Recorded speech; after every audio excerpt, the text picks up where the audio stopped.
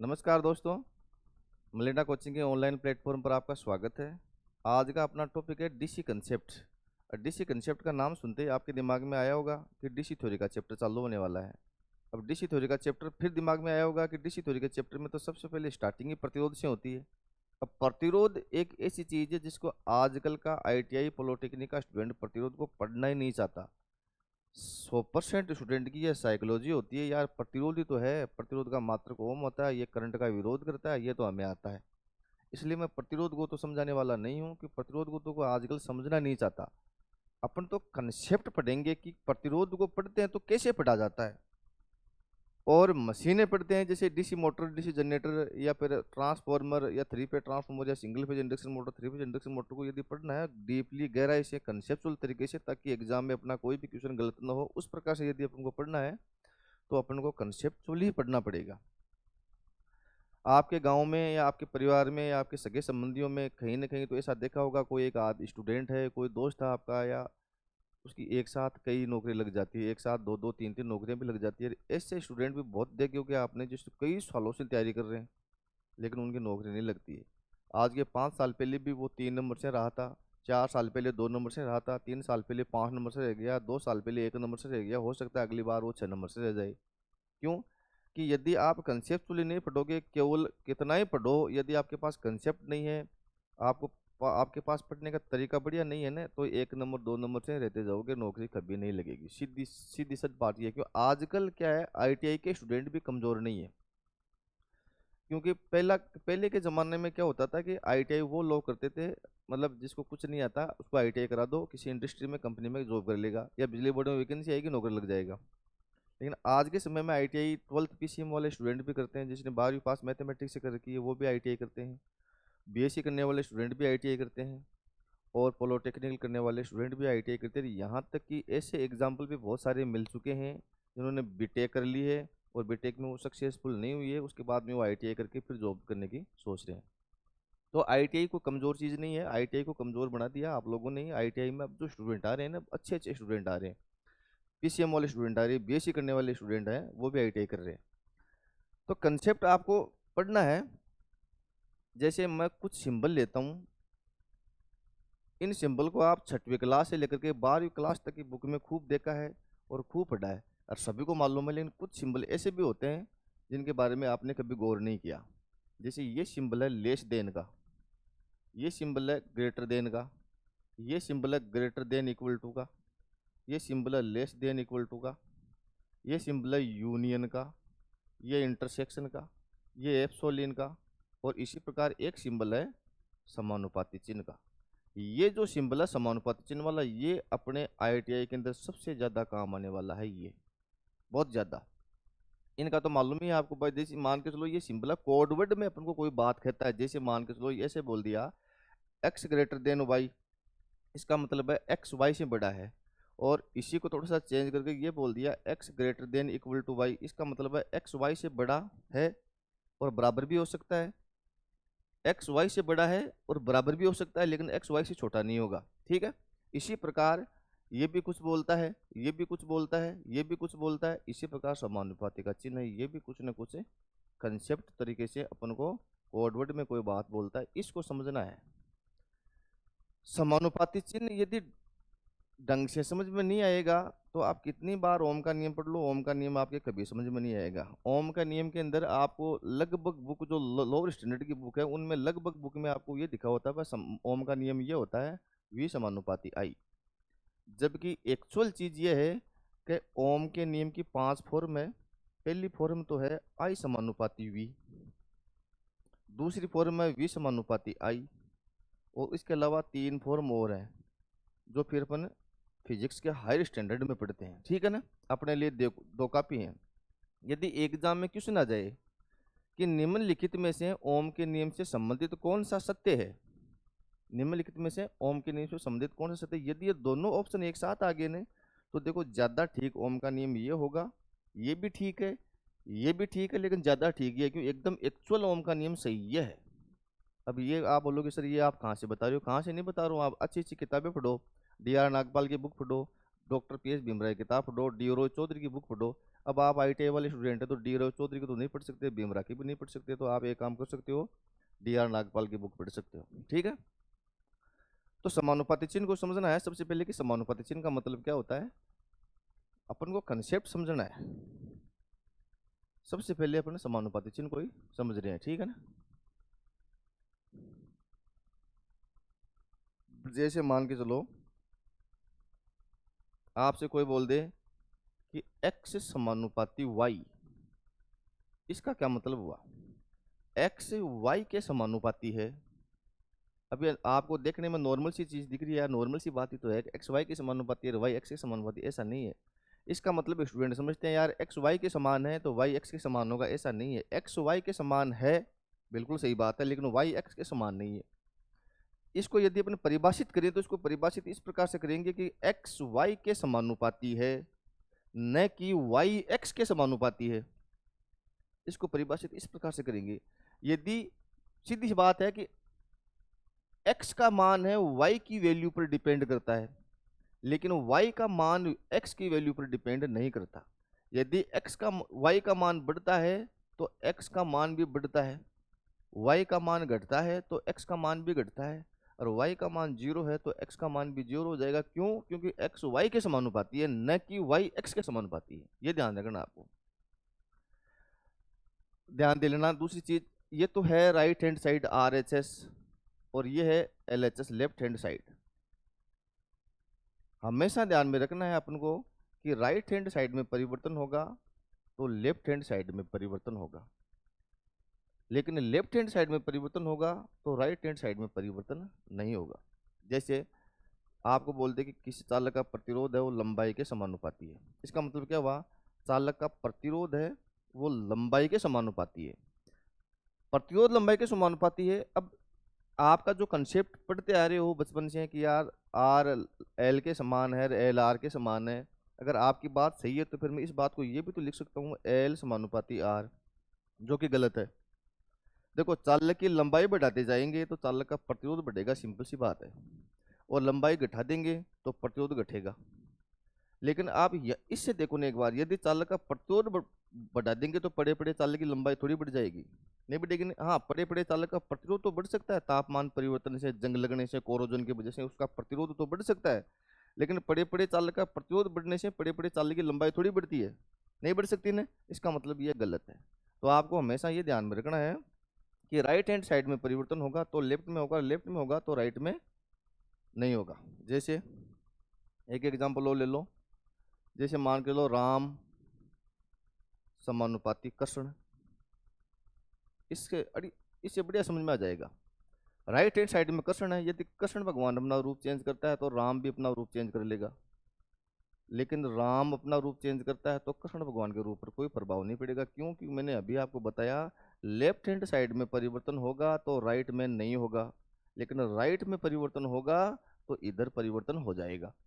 ये आपको कंसेप्ट बनाकर रखना है, बढ़िया तरीके से कंसेप्ट, इसको बढ़िया तरीके से कंसेप्ट बना लो इसको, ठीक है।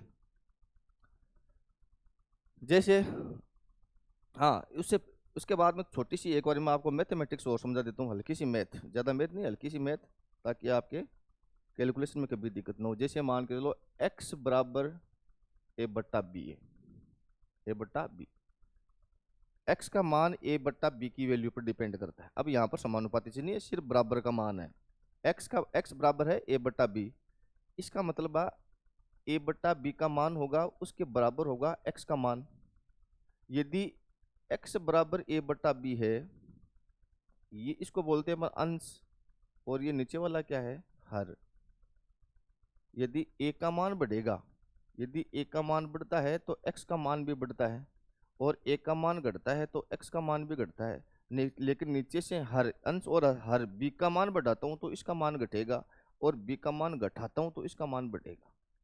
ये कंसेप्ट कैसे आप इसको एक वैल्यू लेकर पता लगा सकते हो, x बराबर a बट्टा बी है, यही तो है ना। अरे मान लो कि a बराबर तो है 4 और b बराबर है 2, ये दोनों मान इसके अंदर रखो और x का मान ज्ञात करते हैं अपन। x बराबर कितना हो जाए, a का मान 4 बट्टा 2, 2 कब आ गया, 2 बार। इसका मतलब फिलहाल x का मान कितना आया, 2 आया, आया कि नहीं आया, आया। अब यदि मैं एक का मान बढ़ाकर 4 के बजाय 8 कर दूं तो अब x का मान कितना आ जाएगा 8/2। अब कितना आ जाएगा 4। पहले x का मान कितना आ रहा था 2, अब कितना आया 4। इसका मतलब है a का मान बढ़ाएंगे तो x का मान भी बढ़ेगा, और a का मान घटाएंगे तो इसका मान वापस घट जाएगा। सिंपल सी बात है। और ये अंश और ये हर नीचे से यदि b का मान बढ़ाता हूँ, इसका मान बढ़ाऊंगा तो ज्यादा संख्या का भाग जाएगा तो वैल्यू कमी आएगी, इसकी वैल्यू बढ़ाऊंगा तो इसका मान कम आएगा। जैसे मान के चलो बी ए का मान 4 है, बी का मान 2 था, तो इसका मान मैं भी 4 कर दूं तो अब x का मान कितना आएगा 4/4 कितना आ जाएगा 1। पहले x का मान कितना था 2 था, और नीचे से b का मान बढ़ाकर मैंने 4 कर दिया तो x का मान घटकर कितना हो गया 1 हुआ। और यदि नीचे से हर का मान घटाता हूं तो इसका मान बढ़ेगा। तो यह भी थोड़ा कंसेप्ट है मैथमेटिकली। इस प्रकार का कंसेप्ट यदि आपने समझ लिया तो मशीनों में बढ़िया तरीके से काम आएगा। देखो अभी अप्लाई इन फॉर्मूलों को मैं अप्लाई करना सिखाऊंगा। एक बार तो इस वीडियो को थोड़ा पूरा देखना यार, ये वीडियो समझने के लिए है। यदि आप कोचिंग नहीं कर सकते, घर पे बैठे बैठे पढ़ रहे हो, तो थोड़े से कंसेप्ट समझ लो। इस एक वीडियो के अंदर आप पूरे कंसेप्ट सीख जाओगे कि पढ़ते कैसे हैं। मशीनें पढ़ सकते हो आप, डीसी सर्किट का चैप्टर पढ़ सकते हो, एसी थ्योरी पढ़ सकते हो, इंडक्शन मशीनें पढ़ सकते हो, उत्पादन प्रसारण वितरण ट्रांसमिशन लाइनें पढ़ सकते हो। जैसे एक चीज़ और देख लो, x बराबर ए माइनस बी बटा जेड है। अब ये तो देखो a का मान बढ़ेगा, मैंने अभी बताया आपको। यदि a का मान बढ़ता है तो x का मान बढ़ता है, सिंपल सी बात है। और a का मान घटाएंगे तो x का मान भी घटेगा। नीचे से z का मान बढ़ाएंगे तो इसका मान घटेगा, और z का मान घटाएंगे तो इसका मान बढ़ेगा। लेकिन देखो ऊपर क्या है a माइनस बी है। यदि मैं यहाँ से b का मान बढ़ाऊंगा तो ओवरऑल ये वैल्यू घटेगी कि नहीं घटेगी, घटेगी ना। मान के चलो a बराबर ले लिया अपन ने 8, और b बराबर ले लिया मैंने 4, और z बराबर ले लिया 2। तो इसका मान कितना है x का मान, एक बार पहली वैल्यू देख लो, 8 माइनस 4/2। 8 में से 4 गया 4/2 कितना आया 2। इसका मतलब फिलहाल x का मान है, x इज इक्वल टू फिलहाल 2 आ रहा है। कितना आ रहा है 2। अब यदि मैं b का मान बढ़ाकर, जो पहले 4 था, और इस b का मान बढ़ाकर यदि मैं 6 कर दूं, कितना कर दूं 6, तो अब x का मान कितना आ जाएगा 8 माइनस 6/2। इसका मतलब है 2/2, इसका मतलब है 1 आया। इसका मतलब है पहले कितना आ रहा था 2, अब कितना आया 1। वैल्यू घटी कि नहीं घटी, घटी। इसका मतलब है ये माइनस वाला चिन्ह हमेशा ध्यान रखना, माइनस में यदि ऊपर अंश में है, यदि मैं इसका मान बढ़ाऊंगा तो ओवरऑल ये वैल्यू घटेगी तो इसका मान घटेगा, और यदि इसका मान घटाऊंगा तो इसका मान बढ़ेगा। ये छोटा सा कंसेप्ट है, इस कंसेप्ट को बढ़िया तरीके से बनाए रखो। अब एक इसी का मैं एग्जांपल लेकर बताता हूँ, देखो किस प्रकार से काम करते हैं। जैसे मोटर के सूत्र पर आ जाओ एक बार आप। अब मोटर का फॉर्मूला है, मोटर की चाल का सूत्र आपको पता है कि नहीं है मुझे भी नहीं पता, लेकिन एक बार मैं लिख देता हूँ। मोटर की डीसी मोटर का चाल का सूत्र है, क्या सूत्र है, N is equal to V minus I A R A बटा के एन फाई। फाई क्या है, फील्ड फ्लक्स है। क्या है, फील्ड फ्लक्स है। अब मान के चलो एग्जाम के अंदर क्वेश्चन आ गया कि, और ये वी, देखो वी तो क्या है सप्लाई वोल्टेज जो मोटर को दे रहे हैं, ये आर्मेचर धारा है, या आर्मेचर का प्रतिरोध है, ये के एन कॉन्स्टेंट है, ये फाई फील्ड फ्लक्स है। आपसे क्वेश्चन पूछ लिया कि यदि डीसी शंट मोटर, मान के लो शंट मोटर है तो इसको मैं शंट फ्लक्स कर दूं। यदि डीसी शंट मोटर का फील्ड फ्लक्स बढ़ा दिया जाए तो मोटर की चाल, 4 ऑप्शन आते हैं ए में। ऑप्शन ए के अंदर घटेगी, बी के अंदर चाल बढ़ेगी, सी के अंदर चाल शून्य हो जाएगी, डी के अंदर चाल अपरिवर्तित रहेगी। तो क्वेश्चन क्या था कि यदि शंट मोटर का फील्ड फ्लक्स बढ़ा दिया जाए या घटा दिया जाए, तो फील्ड फ्लक्स यही है। यदि मैं नीचे से इसको बढ़ाऊंगा तो सीधी सीधी बात है चाल ये घटेगी कि नहीं घटेगी, कंसेप्ट बन गया ऑटोमेटिकली। तो आपको सोचने की जरूरत नहीं है, कंसेप्ट फॉर्मूला दिमाग में रहना चाहिए, फॉर्मूला याद नहीं करना, आपको रटना नहीं है। थोड़ी गहराई से यदि आप पढ़ोगे ना तो फॉर्मूले ऑटोमेटिक याद हो जाते हैं। फॉर्मूले याद थोड़ी होते हैं, मुझे भी थोड़ी याद है, फॉर्मूले याद नहीं होते हैं, बस पढ़ोगे तो याद ऑटोमेटिक आपकी हैबिट में आ जाएंगे। यदि शंट मोटर का फील्ड फ्लक्स घटा दें तो फील्ड फ्लक्स ये इसको घटाएंगे तो मोटर की चाल बढ़ेगी। अब आपसे पूछ लिया यदि शंट मोटर का को सप्लाई वोल्टेज बढ़ा देंगे तो मोटर की चाल, तो सप्लाई वोल्टेज यही है, यदि वोल्टेज बढ़ाएंगे तो मोटर की चाल बढ़ेगी, और वोल्टेज घटाएंगे तो मोटर की चाल घटेगी। सिंपल सा क्वेश्चन, कंसेप्ट बन गया ऑटोमेटिक। अब बात आती है कि यदि मोटर पर लोड बढ़ा दें, लोड लोड अब देखो इलेक्ट्रिकल इंजीनियरिंग के अंदर लोड किसको कहते हैं, लोड बोलते हैं अपने करंट को। किसी भी मोटर पर या किसी भी जनरेटर पर, किसी ट्रांसफार्मर पर यदि आप लोड बढ़ाओगे तो लोड बढ़ने का मतलब है करंट ज़्यादा लेगा, वो लोड है वो करंट ज़्यादा लेगा। तो यदि शंट मोटर पर लोड बढ़ा दें तो लोड बढ़ाएंगे तो आर्मेचर करंट बढ़ेगी, बढ़ेगी कि नहीं बढ़ेगी। ये बढ़ेगी, ये करंट बढ़ेगा, आर्मेचर प्रतिरोध के साथ वोल्टेज ड्रॉप बढ़ेगा, और वोल्टेज ड्रॉप बढ़ेगा तो इसमें से घट जाएगा, तो लोड बढ़ाने पर मोटर की चाल घटती है और लोड घटाने पर मोटर की चाल बढ़ती है। इसी प्रकार आप जनरेटर पर आ जाओ। जनरेटर का एक न्यूमेरिकल ले लो। न्यूमेरिकल का एक थोड़ा सा कंसेप्ट निकाल लेते हैं अपन। किसी जनरेटर का लोड वोल्टेज का सूत्र ये है, V is equal to E G minus I A R A, ये है। अब आपसे पूछ लिया कि जनरेटर का लोड बढ़ाएं, तो लोड देखो, ये तो लोड वोल्टेज है, ये उत्पन्न विद्युत वाहक बल है, और ये आई ए आर ए है।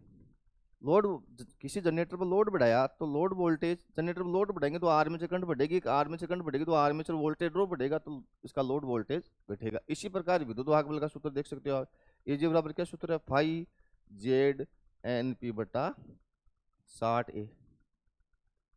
अब देखो, फाई तो फील्ड फ्लक्स है, Z number of conductor in armature, N क्या है स्पीड, और पी क्या है पोल्स। यदि किसी जनरेटर की चाल बढ़ा दे तो विद्युत वाहक बल बढ़ेगा, चाल घटा दें घटेगा। आर्मेचर में चालक ज्यादा बढ़ाएंगे विद्युत वाहक बल बढ़ेगा, घटाएंगे फील्ड फ्लक्स ज्यादा बढ़ेगा विद्युत वाहक बल बढ़ेगा। पोल की संख्या ज्यादा करेंगे फील्ड फ्लक्स सॉरी पोल की संख्या ज्यादा करेंगे विद्युत वाहक बल बढ़ेगा, और समांतरपात की संख्या कम करेंगे तो विद्युत वाहक बल बढ़ेगा, और समांतरपात की संख्या ज्यादा करेंगे तो विद्युत वाहक बल घटेगा। सिंपल सी बात है, सिंपल खाने से कोई बड़ी बात नहीं, नॉर्मल सी चीज है। आई समझ में बात।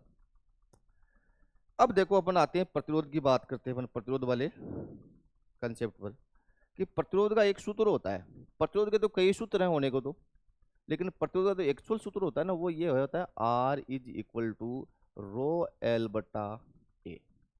ये प्रतिरोध का, किसी चालक का यदि अपन को संपूर्ण प्रतिरोध ज्ञात करना है ना, लंबाई और उसकी मोटाई या अनुप्रस्थ काट क्षेत्रफल के हिसाब से यदि अपन चालक का प्रतिरोध ज्ञात करना है अपन को, तो उसका जो एक्चुअल सूत्र है वो ये है R is equal to rho L बटा ए, जहाँ पर रो तो क्या है एक समानुपाती नियतांक है, जिसको अपन रजिस्टिविटी या प्रतिरोधकता बोलते हैं, या इसको विशिष्ट प्रतिरोध या स्पेसिफिक रेजिस्टेंस भी बोलते हैं। तो ये तो कांस्टेंट है, ये तो,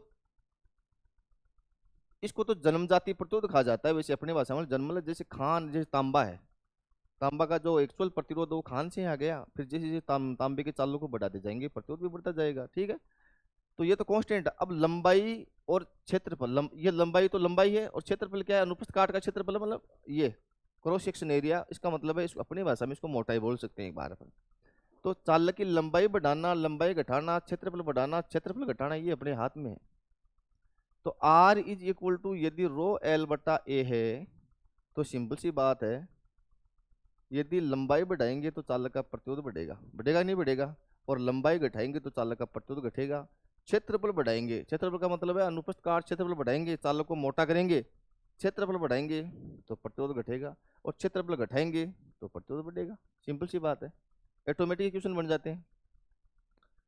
जैसे इसको ही ले लेते हैं अपन, 4 पॉइंट बनाते हैं। देखो ऑटोमेटिक पहला पॉइंट, किसी चालक का प्रतिरोध का सूत्र ये होता है R is equal to rho L बटा ए, सही है। यदि चालक की लंबाई बढ़ाते हैं तो चालक का प्रतिरोध भी बढ़ता है, सिंपल सी बात है, बढ़ता है कि नहीं बढ़ता। यदि लंबाई बढ़ाकर 2 गुना कर दें तो प्रतिरोध भी 2 गुना हो जाएगा। चालक की लंबाई बढ़ाई, प्रतिरोध बढ़ा, फल स्वरूप ओम के नियम से I बराबर होता है V बटा R, होता है कि नहीं होता। चालक की लंबाई बढ़ाई, प्रतिरोध बढ़ता है, और यदि प्रतिरोध बढ़ता है तो अंश और हर नीचे से बढ़ाऊंगा तो ये घटेगा, प्रतिरोध बढ़ता है तो चालक में धारा घटती है। तो इसका क्या रिजल्ट निकला, लंबे चालक तार के अंदर धारा कम प्रवाहित होती है। इसका मतलब है करंट कम प्रवाहित होती है, किसमें, लंबे चालक में, किसमें, लंबे चालक में, ठीक है। दूसरा कंसेप्ट बनाते हैं, देखो ऑटोमेटिक ही बन जाता है कंसेप्ट, ज्यादा सोचने की जरूरत नहीं है। R is equal to rho L बटा ए।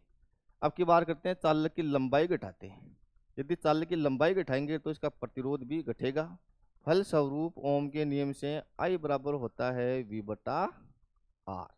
चालक की लंबाई घटाई, प्रतिरोध घटा, प्रतिरोध घटेगा तो धारा बढ़ेगी। इसका मतलब है छोटे चालक के अंदर करंट ज्यादा फ्लो होती है, इसका मतलब है करंट अधिक फ्लो होती है किसमें, छोटे चालक में। यहां तक किसी को कोई दिक्कत नहीं होनी चाहिए। पॉइंट नंबर तीसरा है, अब अपन लंबाई घटा और बढ़ा कर देख ली। अब की बार अनुप्रस्थ काट क्षेत्रफल मतलब चालक की मोटाई बढ़ा और घटा कर देखेंगे अपन। प्रतिरोध का सूत्र है R is equal to rho L बटा ए। यदि अनुप्रस्थ काट का क्षेत्रफल बढ़ाते हैं नीचे से हर ये बढ़ाते हैं, क्षेत्रफल बढ़ेगा तो प्रतिरोध घटेगा, ये बढ़ाएंगे तो प्रतिरोध घटेगा। फलस्वरूप ओम के नियम से I बराबर क्या होता है V बटा R। चालक का अनुप्रस्थ काट क्षेत्रफल बढ़ाया, प्रतिरोध घटा, प्रतिरोध घटा तो चालक में धारा बढ़ी। इसका मतलब है धारा अधिक प्रवाहित होती है या करंट अधिक फ्लो होती है किसमें? मोटे चालक में, मोटे चालक में। ठीक।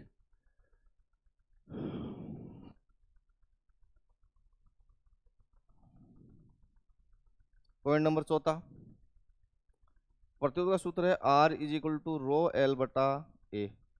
अब की बार अनुप्रस्थ काट क्षेत्रफल को घटा देते हैं अपन। अनुप्रस्थ काट क्षेत्रफल घटाएंगे तो चालक का प्रतिरोध बढ़ेगा और चालक का प्रतिरोध बढ़ेगा, फलस्वरूप ओम के नियम से I बराबर V बटा R। यदि चालक का क्षेत्रफल घटाया, प्रतिरोध बढ़ा, प्रतिरोध बढ़ा तो धारा घटी। इसका मतलब है धारा कम प्रवाहित होती है किसमें? पतले चालक में। तो ये मैं कोई याद थोड़ी रख रहा हूँ, ये मेरे भी इस प्रकार से कंसेप्ट बन गए पतले चालक में। आई समझ में बात? कितनी सिंपल सी स्टोरी है, कितना सिंपल सा कंसेप्ट है। आपको ध्यान में रखना है, समानुपाती चिन्ह का पता होना चाहिए, किसको घटाने से कौन बढ़ता है, किसको बढ़ाने से कौन घटता है, बस इतना सा कंसेप्ट ही है। ठीक है। अब जैसे मैं अपने एक न्यूमेरिकल लेते हैं, एक न्यूमेरिकल लेते हैं। अभी इसमें कोई मैं प्रोजेक्टर से बेस्ट न्यूमेरिकल या सीधे स्लाइड के द्वारा नहीं, एक बार ये आपको ये समझाने के लिए मैंने ये लेक्चर बना रहा हूँ कि भाई इलेक्ट्रिशियन थ्योरी को पढ़ते हैं कैसे। अभी को मैं डीसी थ्योरी का चैप्टर चालू नहीं कर रहा हूँ, डीसी थ्योरी का चैप्टर तो चालू दूसरे तरीके से होता है, ठीक है ना। जैसे क्वेश्चन देखो एक बार, अब आपको नहीं मालूम है या मेरे को भी नहीं मालूम प्रतिरोध क्या है, लेकिन अपन प्रतिरोध के क्वेश्चन कर रहे हैं। एक बार क्वेश्चन ये है, मान के लो किसी चालक का प्रतिरोध है R बराबर 10 ओम है। कितना है? 10 ओम है। और चालक की, यदि चालक की लंबाई दोगुनी कर दें, कितनी कर दें? दोगुनी कर दें। और अनुप्रस्थ काट क्षेत्रफल, एक बार लंबाई लंबाई को देखो, सिंपल सा क्वेश्चन, सिर्फ लंबाई दोगुनी कर दे और अनुप्रस्थ काट क्षेत्रफल समान रहे, ये है, सिर्फ लंबाई दोगुनी कर दे, अनुप्रस्थ काट क्षेत्रफल समान रहे तो चालक का नया प्रतिरोध क्या होगा? तो सिंपल सी बात है कि चालक का प्रतिरोध का सूत्र ये है R बराबर रो एल बटा ए। अब लंबाई कहाँ है रे भाई? लंबाई ये है। आपको मालूम है लंबाई बढ़ाने से चालक का प्रतिरोध बढ़ता है, और लंबाई बढ़ाकर दोगुनी कर दी तो प्रतिरोध भी बढ़कर दोगुना हुआ कि नहीं हुआ? दोगुना हो जाएगा। पहले प्रतिरोध कितना था? 10 ओम, और इसका दोगुना कितना हो जाएगा? 10 गुणा 2 कितना हो जाएगा? चालक का प्रतिरोध 20 ओम हो जाएगा। सिंपल सा क्वेश्चन लिया, नॉर्मल का गड़े वाला क्वेश्चन है, जैसे 5वीं क्लास का 6वीं क्लास का। इसी प्रकार थोड़ा सा क्वेश्चन को बदल दिया, क्वेश्चन को इस प्रकार से बदल दिया। देखो क्वेश्चन नंबर दूसरा ये है, किसी चालक में से, देखो बदला है मैंने, किसी चालक में से 10 एम्पीयर की धारा प्रवाहित होती है, 10 एम्पीयर की। यदि चालक की लंबाई, यदि चालक की लंबाई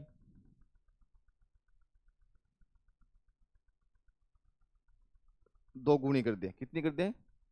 दो गुणी कर दें, वह अनुप्रस्थ काट क्षेत्रफल, अनुप्रस्थ काट क्षेत्रफल आधा कर दें, आधा मतलब 1/2 कर दें, तो अब चालक में कितनी धारा प्रवाहित होगी? प्रश्नवाचक चिन्ह, ये सवाल पूछा है। सिंपल सा क्वेश्चन है, बिल्कुल सिंपल क्वेश्चन, और ज्यादा आपको जोर देने की जरूरत भी नहीं है। क्वेश्चन देखो एक बार, किसी चालक में पहले 10 एम्पीयर की करंट फ्लो हो रही थी, और यदि उसी चालक की लंबाई तो दोगुनी कर दें और अनुप्रस्थ काट क्षेत्रफल आधा कर दें, तो उस चालक में अब कितनी करंट आएगी? आएगी नहीं आएगी? तो आपके पास दोनों फॉर्मूले याद होने चाहिए। कौन कौन से? एक तो करंट का फॉर्मूला याद होना चाहिए, तो देखो इधर तो ये करंट का फॉर्मूला है, आई बराबर ओम के नियम से V बटा R, सही है। और इधर है प्रतिरोध का फॉर्मूला है R is equal to rho L बटा ए, सही है। अब देखो क्या पूछा है, किसी चालक में पहले करंट कितनी है? 10 एम्पीयर की है, यदि चालक की लंबाई दोगुनी कर दें तो लंबाई ये है, इस चालक की लंबाई को बढ़ाएंगे तो प्रतिरोध भी बढ़ता है, सिंपल सी बात है। लंबाई बढ़ाकर दोगुनी करेंगे तो प्रतिरोध भी बढ़कर दोगुना हो जाएगा, पहली बात, पहला, ठीक है। अनुप्रस्थ काट क्षेत्रफल आधा कर दे तो अनुप्रस्थ काट क्षेत्रफल देखो ये है नीचे से, इसको यदि घटाते हैं तो इसका मान बढ़ता है, और इसको घटाकर यदि अपन आधा करेंगे तो ये बढ़कर दोगुना हो जाएगा। ये उल्टा है बिल्कुल इसके, इसको घटाते तो ये बढ़ता है, इसको घटाकर आधा करेंगे तो ये दोगुना हो जाएगा। अब देखो यहाँ पर भाई दोगुना तो बढ़ा प्रतिरोध किसके कारण, लंबाई दोगुनी करने पर, और दोगुना बढ़ा अनुप्रस्थ काट क्षेत्रफल आधा करने पर, तो दोगुना गुणा दो, इन दोनों को यहाँ पर गुणा कर दिया करो, दो गुणा कितना हो गया, 4 गुणा, कितना हो गया, 4 गुणा। इसका मतलब है चालक का प्रतिरोध बढ़कर 4 गुना हो गया, कितना हो गया, प्रतिरोध बढ़कर कितना हो गया, 4 गुना। अब आ जाओ अपने धारा के सूत्र पर, पहले कितनी करंट थी, 10 एम्पियर, अब प्रतिरोध बढ़कर 4 गुना हो गया, देखो नीचे से प्रतिरोध बढ़कर 4 गुना हो गया, तो धारा घटकर इसका उल्टा कर दो, 1/4 गुना हो जाएगी, 1/4 गुना हो जाएगी। पहले करंट कितनी थी, 10 एम्पियर, 10 को इस 1/4 से गुना कर दो, ये लो, अब कितनी करंट आ जाएगी, 2.5 एम्पियर आएगी। अब बताओ ये कंसेप्चुअली क्वेश्चन है कि नहीं है। अब इसको आप मेथड से करोगे, रट के करोगे, अलग अलग पता नहीं उस टीचर ने क्या पढ़ाया, उसने क्या, अरे कुछ नहीं है, नॉर्मल से कंसेप्ट है, कंसेप्ट से पढ़ो आप, क्वेश्चन आपके गलत होंगे नहीं, ठीक है। एक क्वेश्चन और लेते हैं।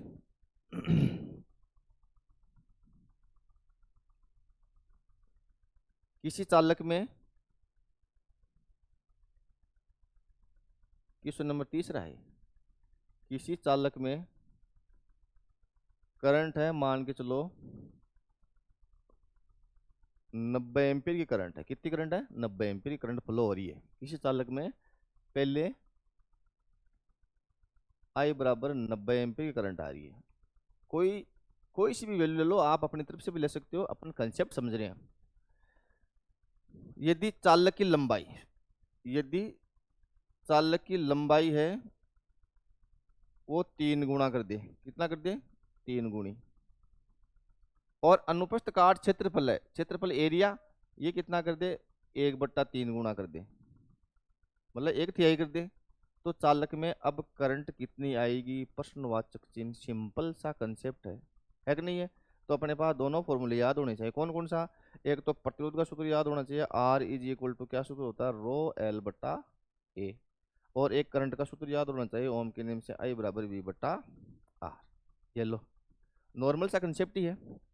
तो देखो बढ़ाते हैं, देखो चालक की लंबाई बढ़ाकर, देखो लंबाई बढ़ाने से आपको पता है इसका प्रतिरोध भी बढ़ता है, और लंबाई बढ़ाकर यदि 3 गुना कर दी तो प्रतिरोध भी बढ़कर 3 गुना हो जाएगा, हो जाएगा। अनुप्रस्थ काट क्षेत्रफल 1/3 गुना कर दे, मतलब 1/3 का मतलब है क्षेत्रफल है वो 3 गुना घटा दिया, क्षेत्रफल घटाएंगे, यदि 1/3 करेंगे तो ये घटाएंगे तो ये बढ़ेगा, तो 1/3 क्षेत्रफल घटाएंगे तो इसका प्रतिरोध 3 गुना और बढ़ जाएगा, बढ़ेगा नहीं बढ़ेगा। अब ये 3 गुना तो बढ़ा लंबाई 3 गुना बढ़ाने पर, ये 3 गुना बढ़ा अनुप्रस्थ काट क्षेत्रफल 3 गुना घटाने पर। अब इन दोनों को यहाँ पर जोड़ना नहीं है, गुणा कर दो दोनों को इस प्रकार से, तो दोनों को गुणा करें तो कितना हो जाएगा, 3×9 गुणा। इसका मतलब है चालक की लंबाई 3 गुना बढ़ाने पर, अनुप्रस्थ काट क्षेत्रफल 1/3 गुना करने पर, या 3 गुना घटाने पर चालक का प्रतिरोध 9 गुना बढ़ जाता है, कितना बढ़ जाता है, 9 गुना। तो आ जाओ भी यहाँ पर, चालक का प्रतिरोध बढ़ने से धारा घटती है, और चालक का प्रतिरोध बढ़कर यदि 9 गुना बढ़ गया तो धारा घटकर 1/9 गुना हो गई। जस्ट इसका उल्टा कर दिया करो, 1/9 गुना। पहले कितनी करंट थी, पहले थी 90 एम्पियर, कितनी थी, 90, तो 90 को 1/9 से गुणा कर दो, बटा 1/9, 9 कब आ गया, कितनी बार करंट कितनी आ रही है, 10 एम्पियर आई किसी को ये कंसेप्ट है, ये कंसेप्ट है, कंसेप्ट से आपके क्वेश्चन कभी गलत नहीं होते, ठीक है। इसी प्रकार देखो अब इसके और इसके जो कंसेप्ट बनते हैं लंबाई बढ़ाने के, लंबाई घटाने के, फिर त्रिज्या के, फिर व्यास के, वो कंसेप्ट तो डीसी परिपथ का एक लेक्चर अलग ही आएगा जिसमें प्रतिरोध बढ़ाकर पूरा डिटेल से पढ़ाते हैं, उसके अंदर आता है। एक बार मैं तो आपको कंसेप्ट बता रहा हूँ बीच बीच में से कि भाई समानुपाती चिन्ह का मतलब क्या होता है, और घटाने बढ़ाने का कंसेप्ट आपके पास होना चाहिए, तो आपको न्यूमेरिकल करने में भी कभी दिक्कत नहीं होगी, मशीनों को पढ़ने में दिक्कत नहीं होगी, आप खुद भी पढ़ सकते हो, बिना कोचिंग के भी घर पे पढ़ सकते हो। ठीक है,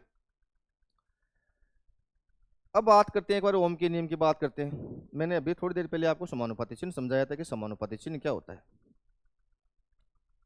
भाई मैंने कहा कि x समानुपाती y, मैंने अभी आपको समझाया कि x y के समानुपाती है। यदि y का मान बढ़ेगा तो x का मान भी बढ़ेगा, और y का मान घटेगा तो x का मान भी घटेगा। परंतु x का मान बढ़ता है तो इसके मान पर कोई प्रभाव नहीं पड़ता। ये मैंने थोड़ी देर पहले बताया, ये LHS है और ये RHS है। क्यों, राइट हैंड साइड में परिवर्तन होगा तो लेफ्ट में भी होगा, लेकिन लेफ्ट में होगा तो राइट में नहीं होगा। ये मैंने पहले बता चुका हूँ आपको। ठीक है, जब मैंने आपको ये बता दिया तो आप ये भी बताओ कि आप समानुपाती का चिन्ह समझ रहे हो, तो ओम का नियम ये है, बुक में पढ़ते हो। इस चिन्ह का मतलब क्या हुआ, इस चिन्ह का मतलब क्या हुआ? इसका मतलब तो यही हुआ कि भाई ये LHS और ये RHS, यदि लेफ्ट साइड में परिवर्तन होगा तो राइट में भी होगा। सॉरी सॉरी माफ करना, यदि राइट में परिवर्तन होगा तो लेफ्ट में भी होगा, लेकिन लेफ्ट में होगा तो राइट में नहीं होगा। इसका मतलब है किसी भी विद्युत सर्किट का वोल्टेज है वो धारा पर निर्भर करता है क्या भाई? आप इसको देखो, यदि करंट बढ़ने से पड़ी पड़ी बैटरी का वोल्टेज थोड़ी बढ़ जाएगा, बढ़ेगा क्या? नहीं बढ़ेगा। हाँ, इतना तो है, वोल्टेज बढ़ने से करंट बढ़ सकता है, और करंट बढ़ने से वोल्टेज थोड़ी बढ़ जाएगा। ये कंसेप्ट देखो कितना शानदार है। अब आप कहोगे यार ओम का नियम I समानुपाती V सही है या V समानुपाती I सही है, इन दोनों में से कौन सा सही है? मेरे को तो फिलहाल ये सही दिख रहा है, और बुक में देखो सही तो ये भी है, भी क्यों है इसको भी बताऊंगा। लेकिन इन दोनों में यदि ऑप्शन आते हैं आपके एग्जाम में तो आपको ये सही करना, जो दोनों में ज्यादा सही कौन सा है, ज्यादा वाला सही है। जैसे एक एग्जाम्पल लेते हैं यार, अपने एग्जाम्पल लेकर देख लेते हैं एक बार इसको।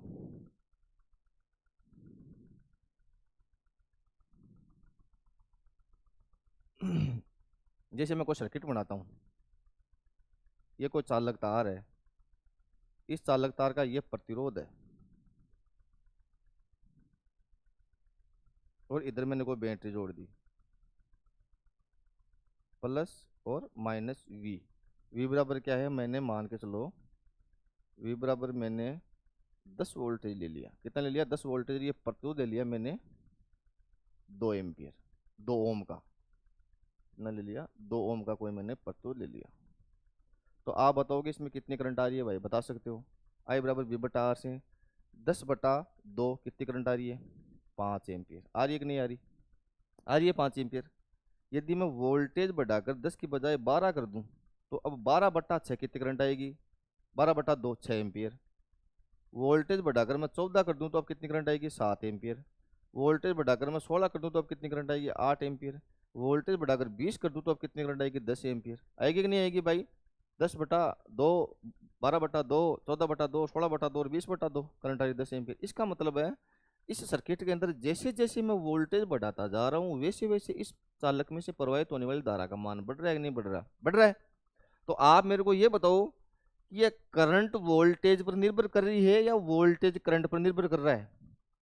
मेरे को तो ये दिख रहा है साफ साफ कि करंट वोल्टेज पर निर्भर कर रही है। जैसे जैसे वोल्टेज का मान बढ़ता जा रहा है वैसे वैसे करंट का मान बढ़ रहा है। तो इस कंसेप्ट को मैं ये लिखूंगा कि इस चालक में से प्रवाहित होने वाली धारा वोल्टेज के समानुपाती है। ये बात सही है कि नहीं है? मुझे तो सही लग रही है, बिल्कुल सही है। अब आप कहोगे सर विसमानुपाती आई ये क्या? अरे ये भी सही है, ये दूसरी खानी है। देखो भाई, ये तो चालक में से प्रवाहित होने वाली धारा है जो कि वोल्टेज पर निर्भर कर रही है। इसको यदि परिभाषित करें तो कैसे करें इस ओम के नियम की फर्स्ट फॉर्म को?